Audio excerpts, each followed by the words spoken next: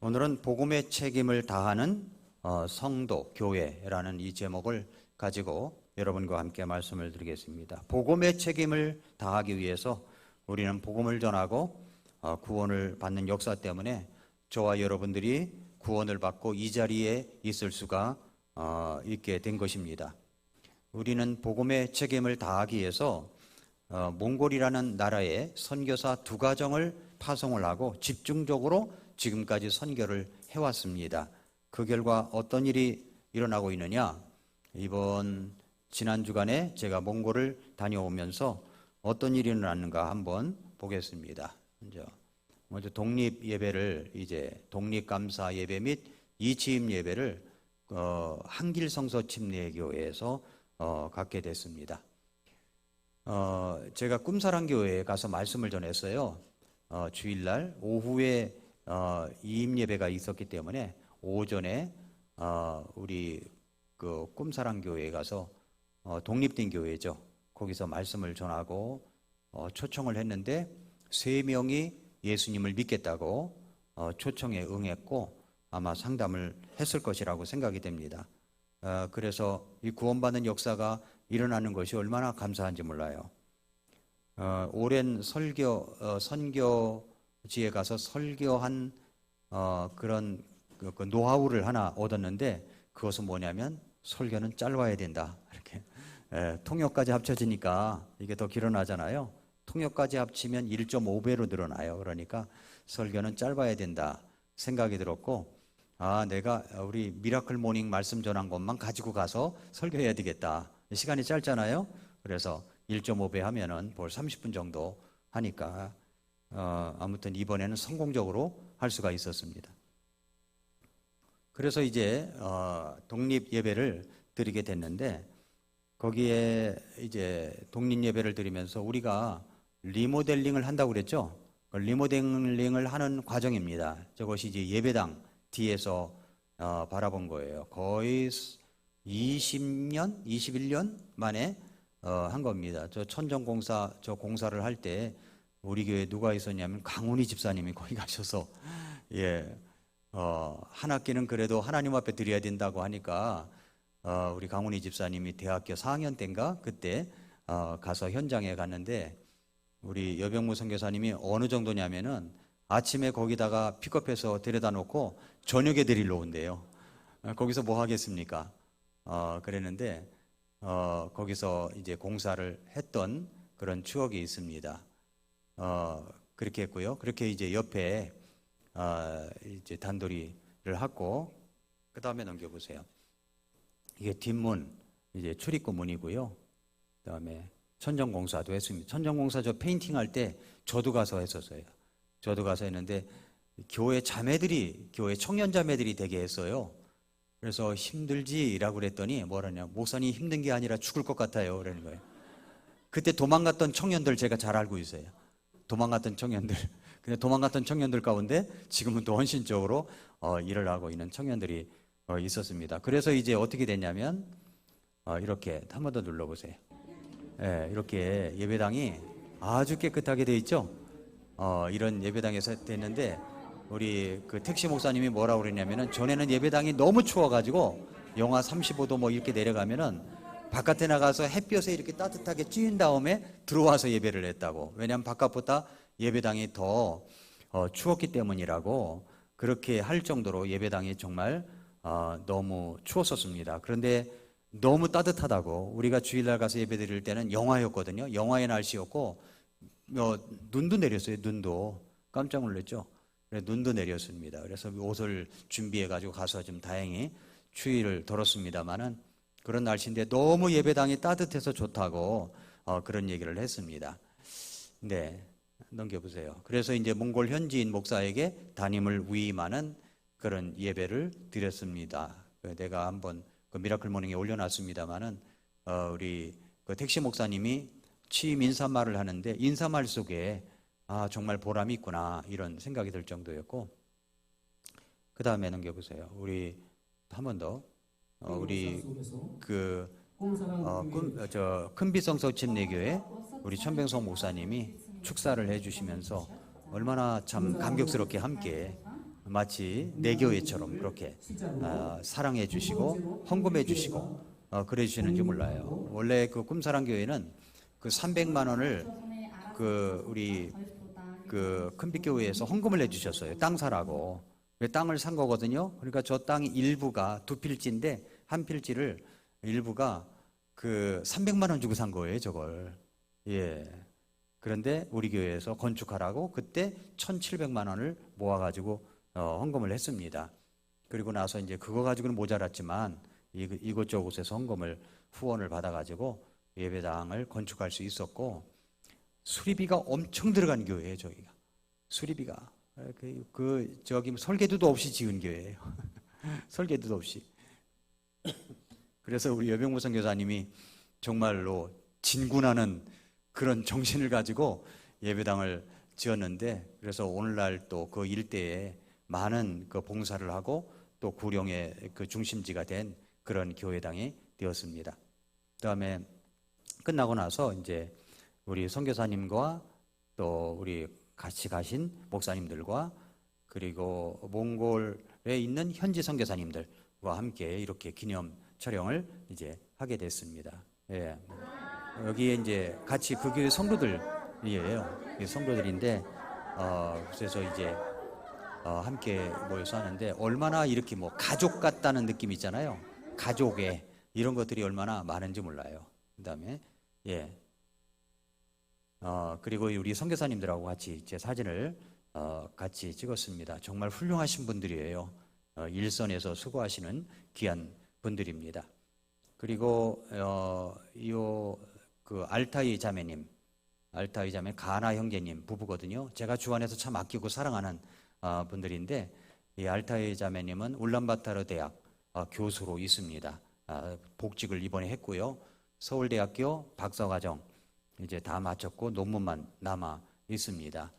예, 이 알타이 자매가 제가 호텔을 들어갔더니 호텔 TV에서 저게 나오더라고. 교육방송에서 알타이 자매가 한국어를 가르치는 겁니다. 한국어.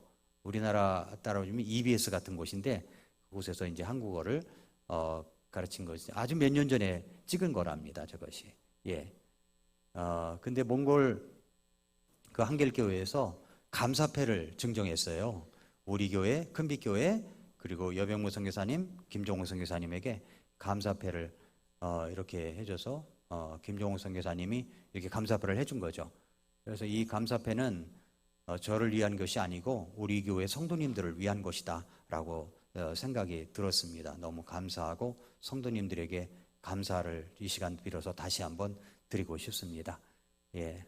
그리고 도연홍 목사님 가정과 이렇게 제가 커트를 했고요. 그리고 제가 이제 말씀을 전했습니다. 그 교회에 필요한 일꾼들이 어떤 종류의 필요한 일꾼들이 되어 있느냐 하는 것들을 이제 전하게 되었고요. 그 다음에 이제 우리 택시 목사님 부부예요. 택시 목사님 앞치마를 두르고 역시 이제 점심시간이 돼가지고 서빙을 합니다. 허루억 그 양고기 요리를 했는데 내가 이 몽골 땅에서는 최고 맛있는 요리를 우리 그 택시 목사님이 했다 하니까 그날도 허럭이 나왔습니다. 허럭이 나왔는데 정말 맛있어요. 그래서 이렇게 봉사하고 아주 정신이 이 섬김의 정신이 딱 되어 있습니다.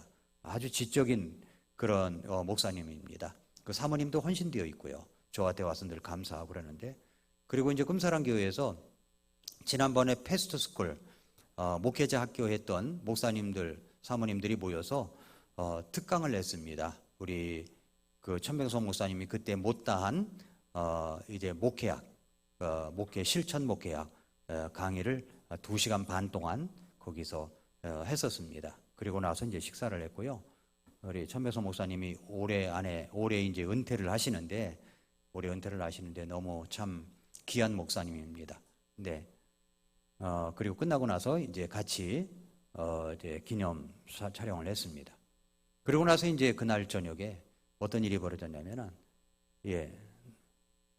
여기는 이제 나눔교회 우리 여병무 선교사님이 하는 교회에서 그 이제 작은 도서관인데 거기에서 예배를 하고 있기 때문에 거기에 방문을 했었습니다. 그 다음에 이분이 이제 어용바트 자매님 지난번에 그 몽골의 사업가 자매님을 만났거든요. 그 만나가지고 한 번 만났고 가족이랑 또 만났어요. 가족, 예, 두 딸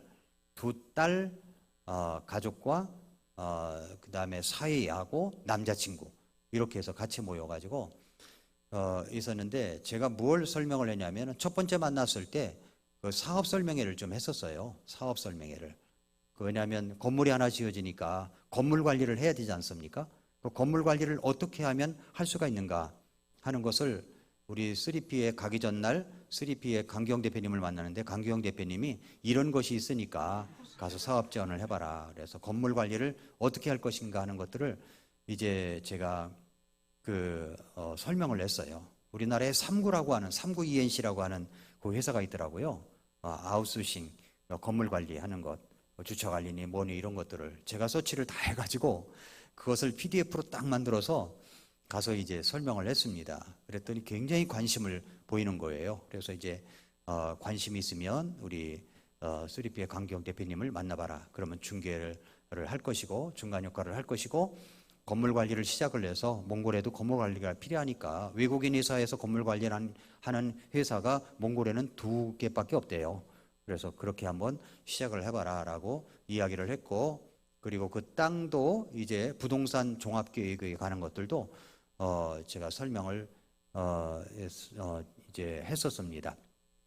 그랬는데 아주 정말 좋은 시간을 가졌습니다. 그리고 이제 우리 어용바트 자매님이 자기 사회에게 딸들에게 복음을 좀 설명해 달라고 하는 거예요. 그래서 이제 제가 복음을 한 번 더 눌러보세요. 예, 복음을 설명하는 거예요. 예, 소리를 조금 더 배워보세요. 예. 그러니까 하나님께서 생각하신 거예요. Orhan Batısın. 어떻게 해야 이렇게 구원해낼 수 있을까? Ya bu in huni avur chato. 그 죗값을 누군가 대신 져야 된다라고 그러지 마세요. 생각하신 거예요. Orhan Pol şort라고 쳤어. 이렇게 이제 복음을 설명하고 웃고이게 제일 찼다고. 흰닉은 멈춰주시고요. 이니 시트를 학교스되게 봤다. 이제 복음을 설명을 했는데 이분은 처음으로 복음을 들은 겁니다. 처음으로. 그래서 제가 예수님을 이렇게 마음문을 두드리시는데 그 예수님을 마음의 구주로 영접하겠습니까? 그랬더니 생각해 보겠습니다라는 거예요. 그게 정답이에요. 그게 정답이에요. 아직까지는 읽지를 않았으니까 이제 복음을 설명을 했더니 이제 제가 설명을 했더니 알겠다고 제가 고민을 해보겠다고 하는 겁니다. 고민해야죠. 고민을 해야죠. 그래서 아주 좋은 시간을 가졌어요. 근데 어용바트 자매님이 원래 가족들에게 복음을 전하기는 너무 어렵잖아요. 그러니까 어용바트 자매님이 한 것은 뭐냐면 유튜브에서 몽골어로 이제 설교 나오는 거 있지 않습니까? 이런 것들을 틀어버린대요. 크게. 그러니까 그 딸이 하는 말이 아니 엄마가 그걸 들으면 이어폰 끼고 혼자만 듣지 가족들에게 다 듣게 한다는 거예요. 그 마음을 아시겠죠? 그 마음을 그러니까 크게 틀어놓는다는 겁니다. 그것만 했대요. 그것만 했는데 오늘 기왕 이렇게 만난 김에 원래 사업 설명도 설명이지만 그 복음을 좀 설명해 주십사 하는 마음이 있어가지고 이제 그 시간을 자기가 생각을 했다고 하면서 이제 복음을 이제 설명을 하는 시간을 가졌고 아주 정말 좋은 시간을 가지게 됐습니다. 그래서 자기가 고민을 해보겠다고 딸들도 그 사위도 남자친구도 이제 복음을 다 들은 거예요. 예수님의 복음이라는 것이 무엇인가 이걸 진지하게 생각해보는 시간을 갖게 됐습니다. 네, 그렇게 해서 이제 됐는데 저게 뭐냐면은 빌리그레암 세계적인 부흥사 빌리그레암을 여러분 아시잖아요. 빌리그레암 전도협회에서 오래전부터 기획한 빌리그레암 전도 집회를 열은 겁니다. 이게 어저께 열렸어요. 어저께. 그러니까 오늘까지잖아요. 오늘 저녁까지. 근데 그 아들인 프랭클린 그레함이 강사로 돼가지고 몽골 땅을 온 겁니다. 몽골 땅을. 저분이 이제 빌리그레암 목사님의 아들이에요. 아들이에요. 그래서 그곳에서 이제 전도 집회를 오래전에 계획했던 건데 이번에 하게 됐습니다. 사람들이 정말 많이 모였죠? 예, 넘겨보시고요. 이제 프랭클린 그레함 목사님하고 그 준비위원들인 것 같아요. 이렇게 준비위원들이 모여서 사진을 찍었고요. 저번에 페이스북에서 이제 제가 따온 겁니다.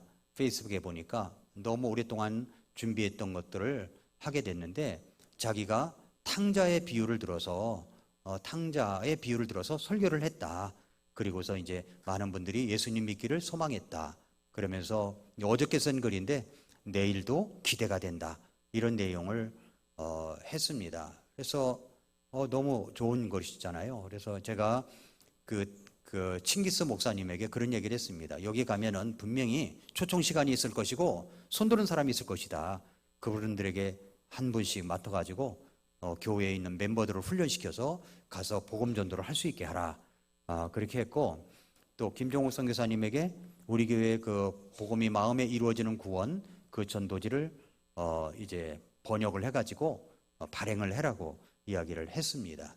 예, 그래서 이제 몽골 현지인 목사에게 이렇게 이제 담임 목사 위임을 하게 됐습니다. 그리고서 이제 화요일 날 끝나고 나서 이제 호텔에 들어오니까 10시. 그래서 그 다음날 아침에 또 9시에 이제 공항으로 가서 올 수 있게 됐고, 공항으로 가기 전에 어용바트 자매님이 또 호텔까지 와서 커피까지 다 사고, 그리고 이야기도 함께 하고 배웅도 해주고 그렇게 해서 왔고, 10월 달에 다시 또 한국을 방문한다고 했었습니다. 자, 이렇게 이제 우리는 몽골에 이런 선교지에 두 교회를 독립시킨 거예요. 두 교회를.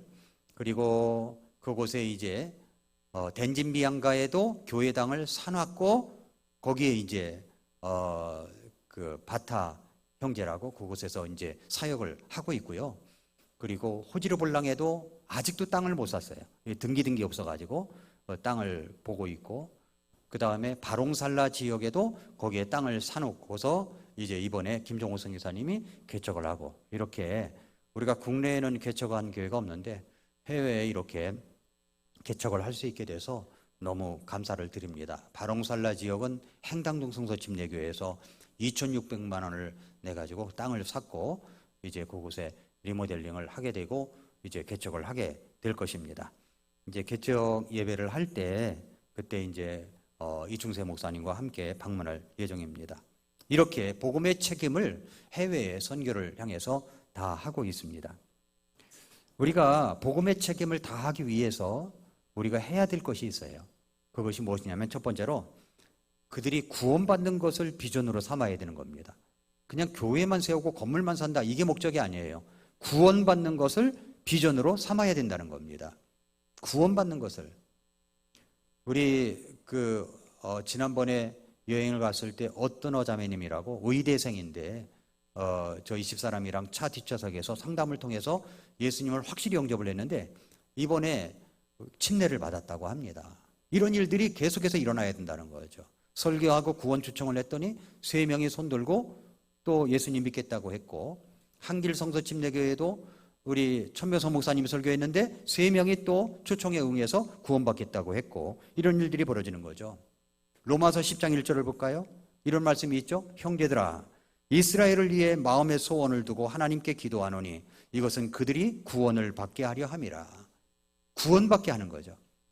여기 사도 바울도 마음의 소원을 두고 하나님께 기도하는 내용이 있었는데, 그것이 뭐냐면 민족 구원이라는 겁니다. 민족을 위한 구원. 사도 바울 마음속에 있는 소원, 자기는 이방인들을 위한 복음 전도자로 부름을 받았지만은 자기 민족이 구원을 받아야 된다고 해서 로마서 9장부터 11장까지 그 내용을 기록하고 있습니다. 민족을 향한 그 소원을 가지고 기도하는 것, 민족이 구원을 받는 것, 이스라엘 백성들이 구원을 받는 것입니다. 우리들의 마음의 소원은 뭡니까? 복음의 책임을 다하는 거예요. 복음의 책임. 이것이 첫 번째로 구원받는 것을 비전으로 삼아야 된다는 내용입니다. 두 번째로는 분명하고 정확한 복음을 가지고 전해야 된다는 겁니다. 분명하고 정확한 복음을 가지고. 세상에는 수많은 교회들이 있어요.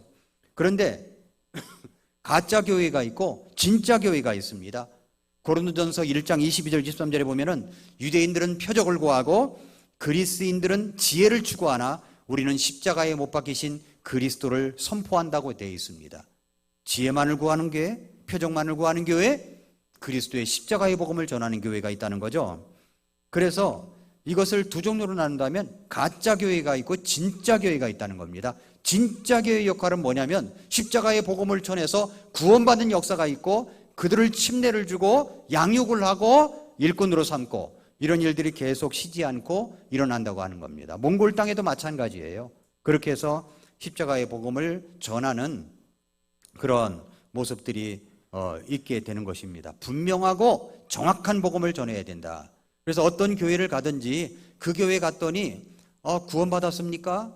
오늘 밤 죽으면 천국 갈 수 있습니까? 이런 진단 질문을 하는 교회가 있고 그런 것도 없이 그냥 무조건 수평 이동하면 받아주는 교회가 있는 거죠. 그러나 우리 교회는 어떤 교회냐? 분명히 복음의 질문을 합니다. 복음의 질문을 해요. 몽골 땅에도 마찬가지예요. 그냥 하는 것이 아니라 정말 구원 상담을 해서 예수 영접하면 침례를 주고 이런 일들이 있는 거죠. 그래서 분명하고 정확한 복음을 전해야 한다고 하는 것입니다. 로마서 10장 2절부터 4절을 보면 내가 그들에 대해 증언하노니 그들이 하나님에 대한 열심은 가지고 있으나 그것은 지식에 따른 것이 아니라 그들이 하나님의 의의를 알지 못한 채 자기 자신의 의의를 세우려고 힘쓰면서 하나님의 의의에 복종하지 아니하였느니라. 그리스도께서는 믿는 모든 자에게 의가 되시기 위해 율법의 끝마침이 되시느니라. 그러니까 열심, 행위로 구원받는다고 하는 사람들이 있었습니다. 율법으로 구원받는다고 하는 사람들이 있어요.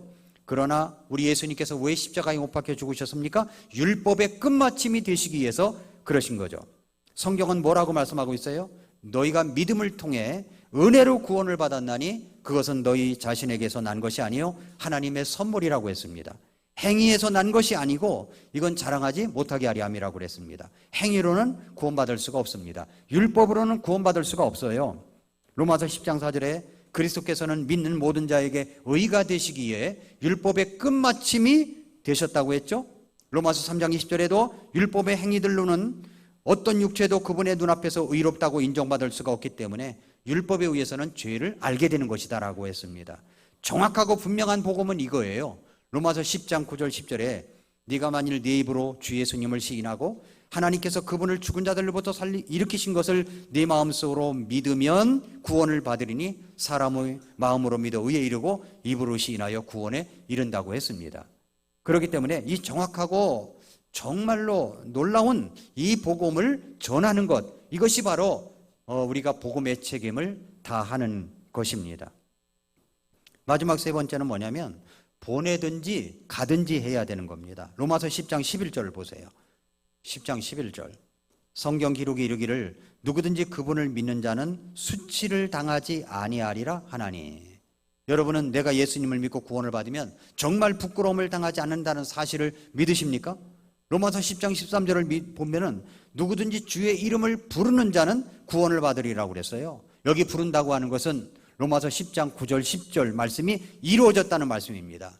그렇다면 여러분은 정말 내가 예수님을 믿는 것이 주님의 이름을 부르면, 다시 말해서 내가 정말 내 죄를 위해서 예수님이 십자가에 못 박혀 죽으신 것을 믿고 마음속에 영접을 하게 된다면 구원을 받는다, 이 사실을 믿으십니까?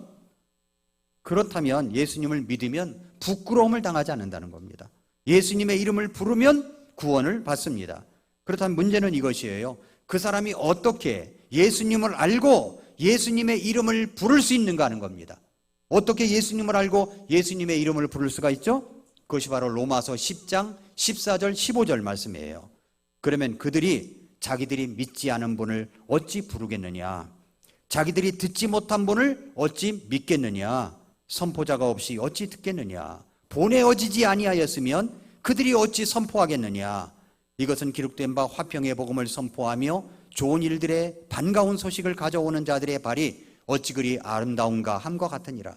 믿지 않는데 어찌 부를 수가 있겠어요? 듣지도 못했는데 어찌 믿을 수 있겠어요? 누군가 와서 그 말씀을 전한 적이 없는데, 선포자가 없는데 어찌 들을 수가 있겠습니까? 그 선포자를 누군가 보내지 아니하면 어떻게 선포할 수가 있겠느냐는 겁니다. 무슨 말입니까? 우리가 가든지 보내든지 해야 된다는 겁니다. 가든지 보내든지. 그러니까 여러분이 직접 몽골 땅을 가든지, 아니면 오지의 선교지로 가든지, 아니면 여기서 보내든지 해야 되는 거죠. 그러므로 내가 뭐가 되었냐면 복음 전도자가 되어야 됩니다. 복음 전도자. 어느 곳에 있든지 복음 전도자가 되어야 돼요. 구원을 받았다면 그 구원의 복음을 누군가에게 전해야 한다는 사실입니다. 1절 말씀을 다시 보세요. 로마서 10장 1절. 형제들아 이스라엘을 위해 마음의 소원을 두고 하나님께 기도하노니 이것은 그들이 구원을 받게 하려 함이라. 자, 이스라엘을 빼버리고 여러분 마음속에 있는 어떤 사람을 생각해 보세요. 형제들아, 내 가족을 위해, 내 가족이 있죠? 내 가족을 위해 마음의 소원을 두고 하나님께 기도하는데 그들이 구원받게 하려 함이라고 그랬어요. 이것이 있어야 된다는 거예요. 이것이 가족 구원, 아니면 여러분이 오지에 여러분이 어떤 나라든지 그것을 두고서 하나님 앞에 소원을 두고 기도할 때 그들이 구원받게 하는 겁니다. 구원받게 하는 것. 그러므로 우리가 복음 전도자가 되어야 됩니다. 여러분과 제가 분명히 구원받았다면 1절 말씀이 나의 것이 되어야 돼요. 나의 것. 이스라엘을 위한 내 마음의 소원. 바울에게는 민족을 향한 비전, 꿈이 있었습니다.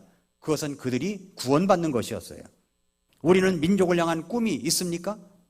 CCC에 김준곤 목사님이라는 분이 있습니다. 이미 세상을 떠났지만 마음속에 복음의 열정이 있었기 때문에 이런 카피를 가지고 비전을 삼았습니다. 제가 구원받자마자 들었던 이야기예요. 뭐라고 그랬냐면은 민족의 가슴마다 그리스도의 계절이 오게 하자. 이런 카피였어요. 민족의 가슴마다 그리스도의 피 묻은 예수 그리스도의 계절이 오게 하자. 이런 카피를 두고서 복음을 전했어요. CCC 대학생 선교회. 그 선교회에서 매년마다 복음을 전하고 예수님 믿게 하는 그런 일들을 하게 됩니다.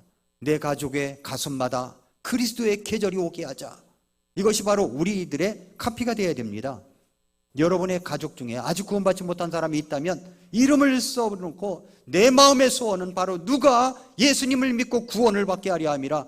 이런 소원이 이게 복음에 대한 책임을 갖고 있는 자의 소원이 되어야 된다는 것입니다. 여러분은 복음을 분명히 알고 구원받은 것이 분명합니까? 그렇다면 그 복음을 알고 있으면서도 이제가 무엇을 하고 있느냐는 거예요.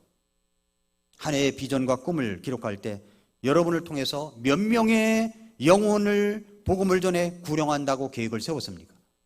몇 명의 영혼을 내가 구령을 해야 되겠다라고 계획을 세웠습니까? 한 해의 비전과 꿈을 기록하면서 여러분이 한 해 동안 얼마의 수입이 있었으면 좋겠다 이렇게 써야겠다고 계획을 세울 때 여러분은 다른 사람에게 복음을 전하고 그 복음을 전하는 사람들을 돕기 위해서 얼마를 그들을 위해서 쓰겠다고 여러분이 한번 계획을 세운 적 있으십니까?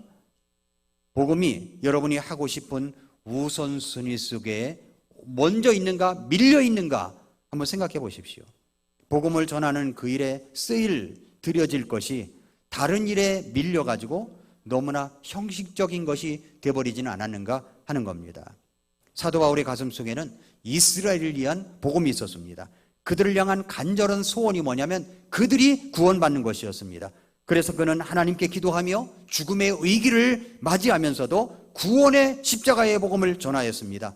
그러나 그 이스라엘 민족은 끝끝내 그 복음을 받아들이기를 거절했습니다. 그래서 사도 바울은 그렇다면 이제 할 수 없이 이방인들을 향하여 내 복음을 전하겠노라고 하여서 소아시아로 복음을 전하러 갔던 것입니다. 그래서 터키 지방에 복음을 전했고 그리스에 복음을 전했고 로마에도 복음을 전하고 그렇게 했다는 거죠. 사실 선교라는 거 하는 것은 사람을 살리는 일이에요. 복음이라고 하는 것은 사람을 살리는 일입니다. 요즘 우리나라에도 많은 인재들이 일어나고 있죠. 인재, 사건 사고라고 하는 것이 생각지도 못할 때에 일어나기 때문에 우리는 정말 조심하고 방비를 해야 됩니다. 이번에 태풍으로 인해서 제가 몽골에서 이렇게 뉴스를 보니까 안타까운 소식들이 참 많더라고요. 몽골의 어떤 아파트 지하주차장의 사고는 정말 가슴이 아팠어요. 너무 가슴이 아팠어요. 그런 일이 일어날 줄 누가 알았겠습니까? 차를 빼라고 하니까 그냥 빼면 되는 줄 알았죠. 엄마와 아들이 같이 내려가는데 엄마만 살았어요. 얼마나 가슴이 맺히겠어요. 엄마 키워줘서 고마워요. 이 말이 마지막 말이 될 줄을 누가 알았겠습니까? 순식간에 일어난 일이에요. 순식간에. 그래서 우리는 뭘 준비해야 되냐면 내 가족 가운데 아직 구원받지 못하는 것. 내가 세상을 떠날 때 나를 구원받게 해주셔서 너무 고마워요.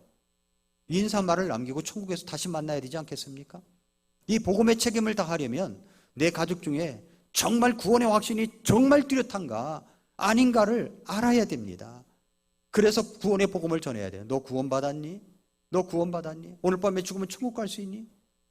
미심쩍다면 목사님을 한번 만나봐라.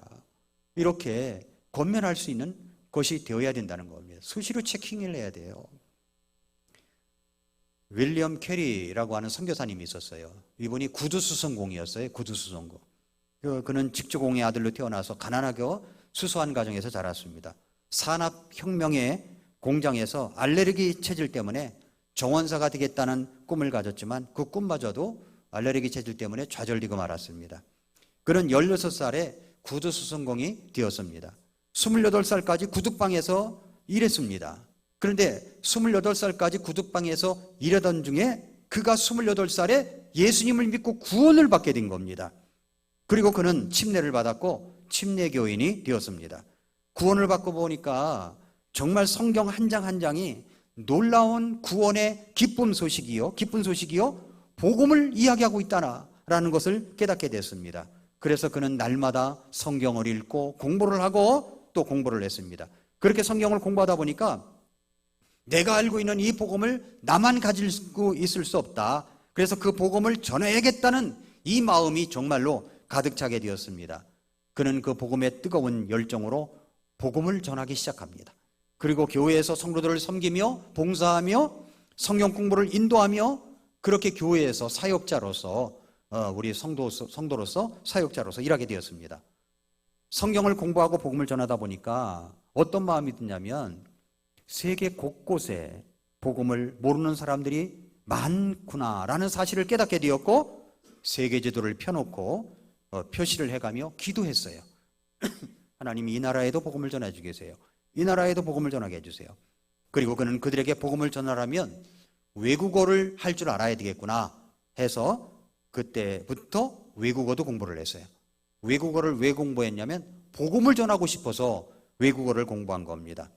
그가 바로 침례교 선교사, 영국 침례교 선교협회를 처음 창설했으며 인도 선교사로 평생을 살아갔던 윌리엄 캐리 선교사입니다. 침례교 목사님이에요. 그는 어떤 목사님 모임에 가서 성경 말씀에 세계 곳곳에 가서 복음을 전하라는 그 선교가 있어야 한다는 사실을 내가 성경을 읽어보니까 있더라 하면서 이제 목사님들 모임에 가서 이야기를 했습니다. 그러자 그 중에 한 유명도가 있고 학식이 풍부한 한 목사님이 일어나서 그 청년 윌리엄 캐리를 향하여 내려다보면서 이렇게 말했다고 합니다. 여보게 청년, 하나님은 당신과 내가 없어도 얼마든지 세계 곳곳에 복음을 전하실 수가 있다네. 그러니 그런 성교 같은 이야기는 꺼내지도 말게. 이렇게 이야기하더라는 거예요.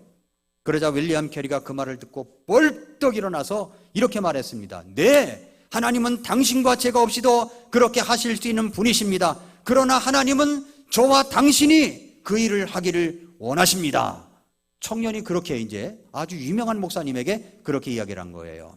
그러면서 이런 아주 유명한 이야기를 했습니다. 지금도 이 카피는 아주 전해내려고 있어요. 하나님께로부터 위대한 결과를 기대하십시오. 하나님을 위해 위대한 일을 시도하십시오. 이렇게 이야기를 했어요. 하나님으로부터 위대한 일을 기대하십시오. 그리고 하나님을 위해 위대한 일을 시도하십시오. 이루어가십시오. 이런 이야기를 했습니다. 그는 자신의 선교지 상황에 대한 연구에 그치지 않고 대가족들을 이끌고 인도의 선교사로서 첫 발을 내디뎠습니다. 그러나 그의 앞길이 그렇게 순탄한 것만은 아니었습니다. 그는 동인도회사로부터 숱한 방해와 적대 속에서 사역을 시작해야 했습니다. 말라리아 풍토병으로 고생을 했고 5살 된 아들이 죽기까지 했어요. 선교지에서 자기 아들이 죽었다고요. 우리나라에도 양화진이라는 곳이 있죠. 선교사님 묘지들이 있습니다. 거기는요 어린아이들 묘지도 있어요. 한국 땅에 와가지고 풍토병 때문에 치료받지도 못하고 죽어간 아이들이 있습니다. 그렇게 복음이 우리나라에 그렇게 해서 오게 된 거예요. 인도에도 마찬가지로 윌리엄 캐리 선교사의 5살 된 아들이 죽기까지 했습니다. 그의 사랑하는 아내 도로시는 정신병에 시달렸어요. 수년 동안 그렇게 복음을 전해도 구원받은 자가 없이 지내야 했었습니다. 초기에는 정말 많은 고전을 겪었습니다.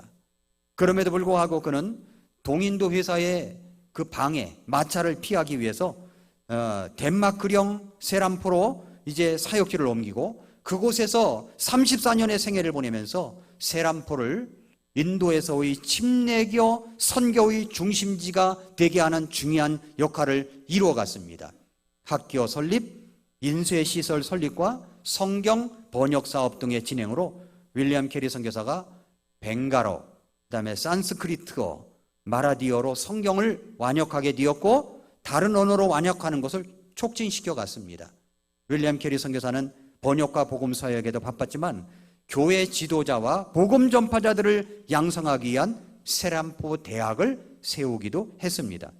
1834년 73세로 윌리엄 캐리가 인도에서 잠들기 전까지 그가 인도에 끼친 영향은 언어학, 교육학, 그리고 목회 영향뿐만이 아니었어요.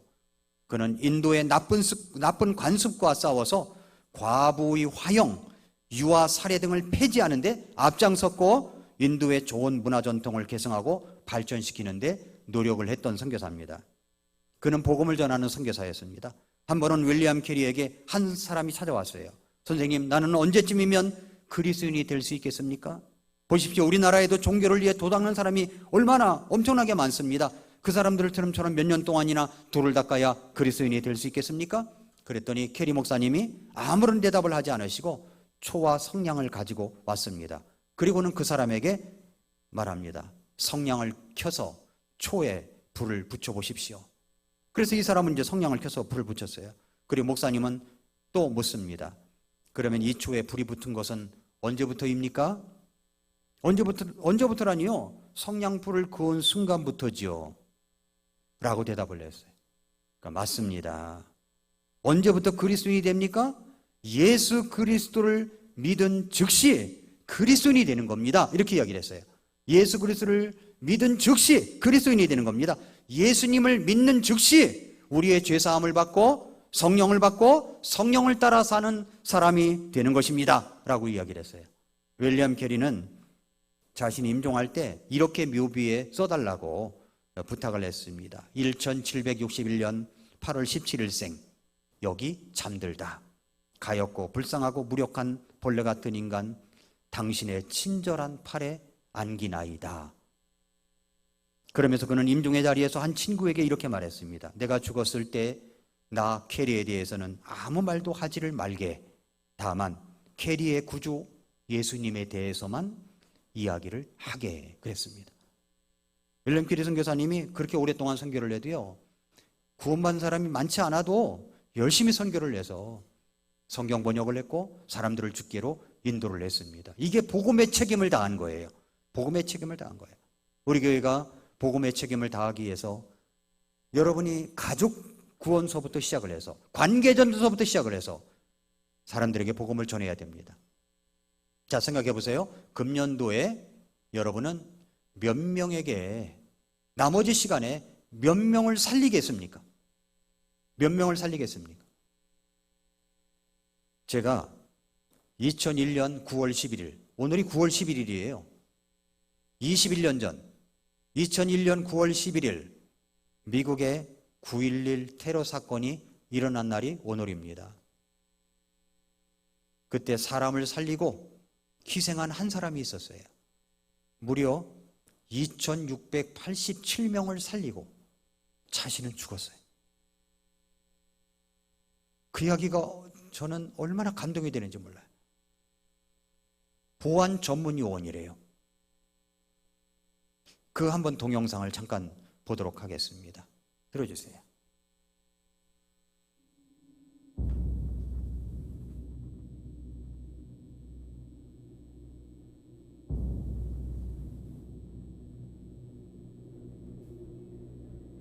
It's another jet, Dylan. It's another jet, Dylan. Holy fuck! Oh my God! Oh my God!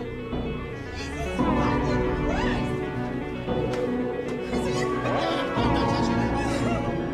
Oh my God!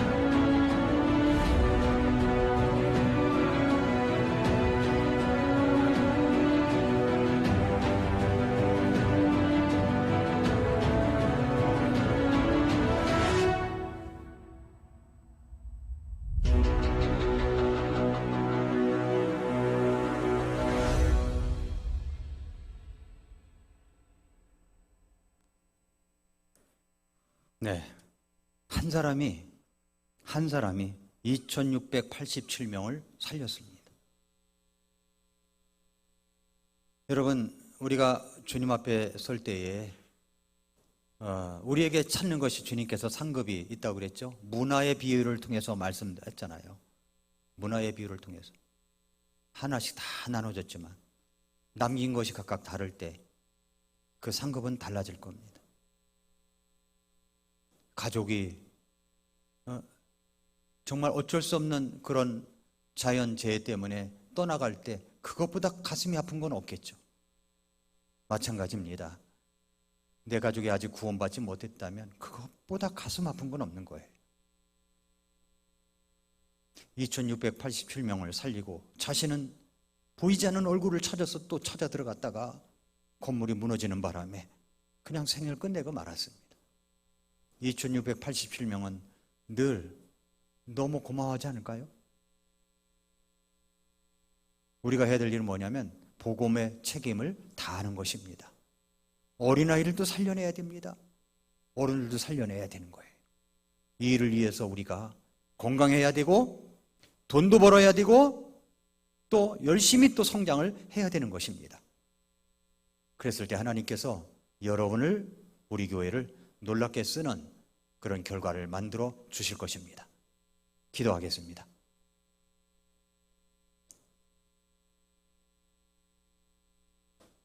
조용히 머리 숙여서 기도합니다. 여러분은 어떻게 사시겠습니까? 오늘 우리 어린이들도 예배를 드리는데 아주 참 침착하게 예배를 잘 드리고 있어서 감사드립니다. 우리 어린이 여러분, 중고동생 여러분, 또 청년대학 여러분, 성도 여러분, 여러분은 어떻게 사시겠습니까? 복음을 듣고 구원받은 자로서 이제 내 일생 동안 어떤 모습을 갖고 살아가야 되냐 하는 겁니다. 복음을 통해 구원을 받으면 인생이 달라집니다. 분명한 변화가 있습니다.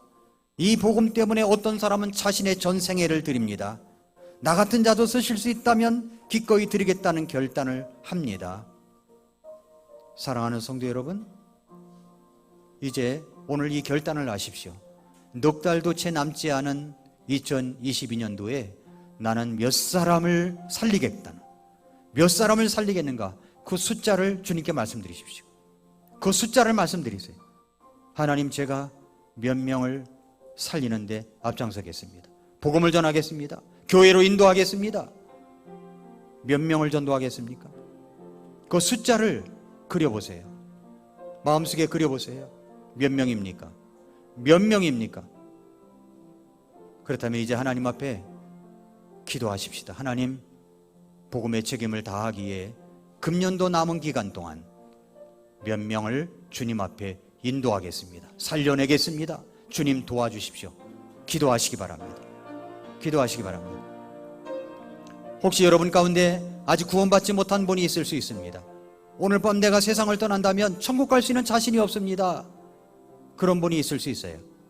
그런 분이 계시면 제가 기도해 드리겠습니다. 그런 분이 계시면 오른손을 잠깐 들었다 내려주시면 제가 기도해 드리겠습니다. 목사님, 저 아직 구원받지 않았는데 목사님 저를 위해서 기도해 주세요. 그런 분 계시면 잠깐 손 들었다 내려주시기 바랍니다. 그런 분 계십니까? 그런 분 계십니까? 그럼 우리 같이 기도하겠습니다.